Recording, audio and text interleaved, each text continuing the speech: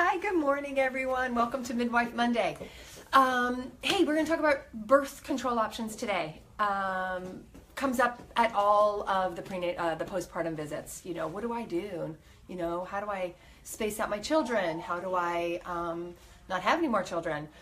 So all those kind of questions. So quickly, I'm going to ask. Somebody already posted a question, and the question was, let's talk about the nursing pill. That's the mini pill. Not a big favorite of ours, since the mini pill has to be, you have to be really, really disciplined. You have to take that mini pill exactly at the same time every single day. A variety of things that you can't include in your diet. You know, you want to watch alcohol and antibiotics and things like that. But more importantly, if you don't take it at exactly the same time every day, it is not very effective. And there's an illusion there that, you know, you think you're protected and you're just not. And that's a bummer. So we're not big fans of the mini pill. A couple of other options are IUDs, intrauterine devices. And back in the day, they were very popular and then super scary, and they got pulled off the market, and so there's a stigma around the IUDs. But they've remarketed them, they've worked on them some, and they're back on the market, and they're quite effective. The WHO, the World Health Organization, actually recommends it as the #1 choice of birth control in nulliparous women. That means women that have never had a baby. But it is very effective for women, for sure, that have had babies. The distinction there is it used to only be for women that had had babies and not for women prior to having a baby. And now the World Health Organization says, yeah, it's great for everybody. And very low risk, very low side effects, very effective, no user error. And we really like them. There's some ethical issues with it. So depending on your religious affiliation, there can be some ethical questions about it, which I can certainly go into detail. I can answer any questions on that privately if you want to talk about it. But the bigger issue is that there's a copper IUD and then there's a progesterone IUD. And the copper IUD, some women are afraid of that one a little bit because they're afraid of like lots of bleeding. The correlation is heavy bleeding, really crampy, whereas the Mirena is a low dose progesterone, and many women experience no bleeding with their cycles, because with the Mirena you don't ovulate. With the copper IUD you do ovulate, but there are some mechanisms in there that they both have that prevent the sperm from getting to the egg, right? It makes the sperm kind of drunk, changes the cervical fluid so that sperm can't get up there to the egg. So there's very unlikely to be any fertilization, which is the first course of action with the IUD. The second course of action with the copper IUD is that it makes that uterine environment inhospitable for implantation. So there's no real good soil. So the egg, if it were to be fertilized, which is unlikely, if it were to be fertilized, it can't stick to the wall, right? The soil isn't rich enough, so it can't really get on there. So there is no implantation.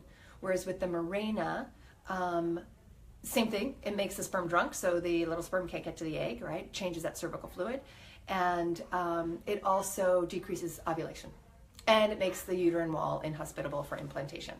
So they're both really good choices. I have a theory, not evidence-based, but my theory is if you put that copper IUD in really soon postpartum, like that 6-week postpartum mark, 6 to 8 week postpartum mark, by the time you start to cycle, the body will be used to having it in, and my theory is you will have less cramping and bleeding. Excuse me, and bleeding. That's just my little anecdotal idea. And yeah, so those are both really good. They're both long-term. They have no side effects and very effective. So there's that. And then of course, okay, so there's the mini pill, not so great. Then there's the copper IUD and the Mirena. Oh, there's another new Mirena out too. I don't know a whole lot about it, but it's kind of like the Mirena. And then there's natural family planning, of course. Fertility awareness. Those are awesome techniques for sure. The issue with those is 80% of women will not ovulate for the first 6 months postpartum.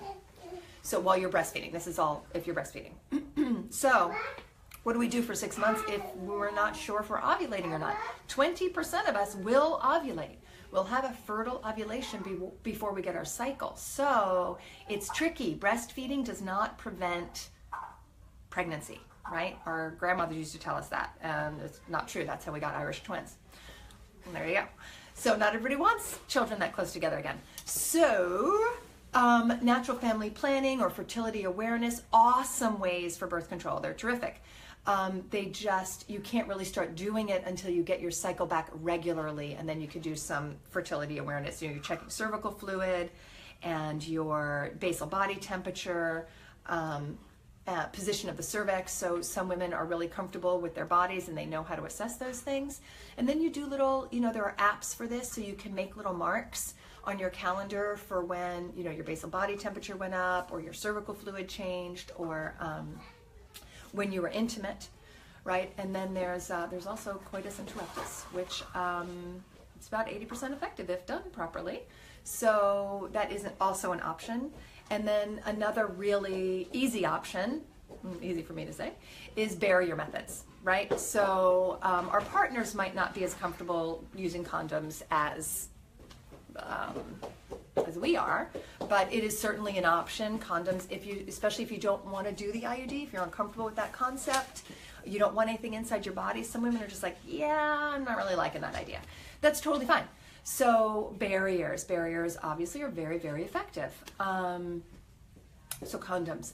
Diaphragms, not so great. Cervical caps, the efficacy is not so great. A lot of user error.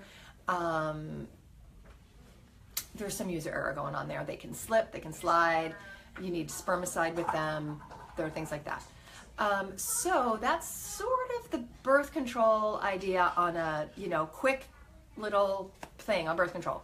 Again, the options are, you don't want to do a regular birth control pill if you are breastfeeding, because it will, your supply will just tank and you can't really breastfeed on it. The mini pill, unless you are super, super disciplined, I would not recommend that. And that's really hard for a new mom to remember. I mean, gosh, we barely remember to brush our teeth, no less take our pill.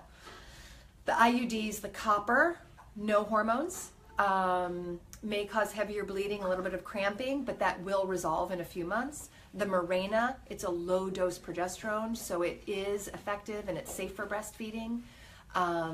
They're both long term. The copper one, that's called the Paragard, is longer lasting. I think that one is like 7 to 10 years or something like that, whereas the Mirena is about 5 years. Those are long term. And then barriers, natural family planning or fertility awareness, but once you get your cycle back, those are really good options. And then barriers, right? Condoms, diaphragms, cervical caps. So that's like the gist of it all. I'm reading some questions here. Moms who want more kids but need a break right now. Any of these options. You can put that copper IUD in and you can take it out in 2 years, right? We're really good at taking them out. We do love taking them out because we're all about catching babies here. We don't put them in. We recommend just going to a local gynecologist. We have lots of recommendations for our local doctors in town or throughout the LA County area, and they're really good at that. Nurse practitioners, great. Go to somebody who takes your insurance. It's going to be much more cost effective for you, and they're really good at it. IUDs can be expensive. And Millie, how long does the spotting last? With the copper IUD, it varies for women. It can be a couple of months where they have some heavy bleeding. Again, my theory is if you put it in before you cycle, your body sort of gets used to it, so it doesn't need to it's not trying to get it out of your body. So it varies for women, and I think it can last a couple of months. And let's see. Breastfeeding does not prevent pregnancy. Remember that. Don't believe your grandmother. Unless she wants to take care of your babies. So yeah, I have a screaming child. Non-hormonal options, right? So those non-hormonal options are the copper IUD, barrier methods, of course, natural family planning and fertility awareness. Those are your non-hormonal options. And I'd say our best choice, we believe, is that copper IUD for non-hormones. and all your insurance companies should cover some form of birth control. So you should be able to go and get this covered. It's part of your health insurance. And I do personally like that IUD. I don't have one, but we don't need to discuss my birth control. But I do like that copper IUD. And I like the Mirena too. I like them both. And evidence-based, they're no, all the evidence right now says, these are really good options. The one thing about the IUD for our younger women, our nulliparous women that might be in relationships but aren't married, or have more than one partner, they of course don't prevent against sexually transmitted diseases. So if you have more than one partner and you're concerned about sexually transmitted diseases, you're also going to want to use condoms in addition to the IUD just to protect from STDs. What else? Let's see. Are there side effects of an IUD that we might need to look out for or that might be uncomfortable? Yeah, and someone comments that they had a lot of cramping with that IUD. So it depends on how soon you put it in after the baby's born. So we like to get that 6 week mark because that cervix is open still just a tiny little bit. So when it gets put in, there's less cramping. For a nulliparous woman, somebody who's never had a baby, there's, some ibuprofen would be appropriate after that IUD is put in because there's some significant cramping, kind of like, period cramping. But we're not seeing in all the research we're looking at, nothing is telling us that these IUDs are dangerous. Back in the day, it was like uterine perforation, terrifying. But they've reconstructed these IUDs, and that was sort of before my generation, so I don't know a whole lot about those. I do know that currently these IUDs are very, very safe and really low risk of a perforation of the uterus when it's being put in, especially if you have a provider who knows how to put them in. And some people will get some cramping. Again, go earlier you put it in postpartum, I think the better it is. Let's see, I'd like more long-term, couple years, reliable. Yeah, Brittany, I think we're looking at the IUD in that situation. Insurance issues, the baby's a year, they want some longer time between their children. Again, that IUD is a really, really effective way to go, and insurance should cover it. Can an IUD contribute to endometriosis? That's a great question. In all the research I've done and all the data we have on this, I have not come across that to be the case. I can't say definitively that it doesn't. That's a great question, and I'm going to look that up to make sure, and I can get back to you, and I can email you privately. Or in this group, actually, it's a good question. Can IUDs contribute to endometriosis? I don't believe that to be true, but I can't confirm that, so I'll look it up. And let's see, insurance, cramping, side effects. Some people are concerned, like if you start spotting, okay, let's talk about cycling after the baby's born. So again, 20% of us will cycle within the first 6 months. 80% of us will not.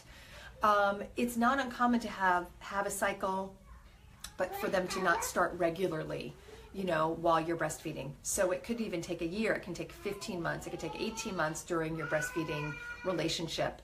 Some of us breastfeed well into, age 2, 3, 4, 5. And regardless of me breastfeeding for 5 years, I still got my cycle at 6 weeks with my first one and 10 weeks with my second one. Co-sleeping, breastfeeding, baby wearing, all that stuff. So some of us just cycle sooner. But we won't know until, spotting is normal for the first year. It's not an abnormal finding. You do always want to call your healthcare provider and just, go through some of those symptoms to make sure that you are having normal spotting.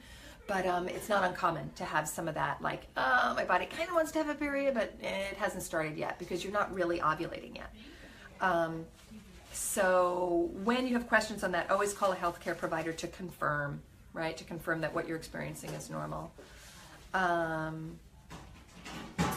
Let's see, any other questions? With IUDs, they purposefully cause inflammation, and that is scary to me. What the IUD does, with what the copper IUD does, it doesn't necessarily it is a foreign object in there, right? So the copper one, it causes an inhospitable environment is sort of how we talk about it. The Mirena does not cause that. It just, your body can't make that endometrial lining, right? It can't make that really good lining. It's just because of the progesterone. But the copper one, that is one of the mechanisms, but it's a very small mechanism, so we're not particularly concerned about uterine inflammation with an IUD. So there you have it in a nutshell, ladies. I prefer nobody has birth control because, you know, we love to see you and we love that you're pregnant. So, you know, we're all about bringing those babies in. But of course, we understand that it's not in, it's not always everybody's plan. So if you have any other questions, feel free to give us a call, email us, call it out on Facebook, and I'll do my best to answer your questions. Thanks so much for joining us today. It was super fun, and yeah, I'll see you next week. Okay, bye-bye.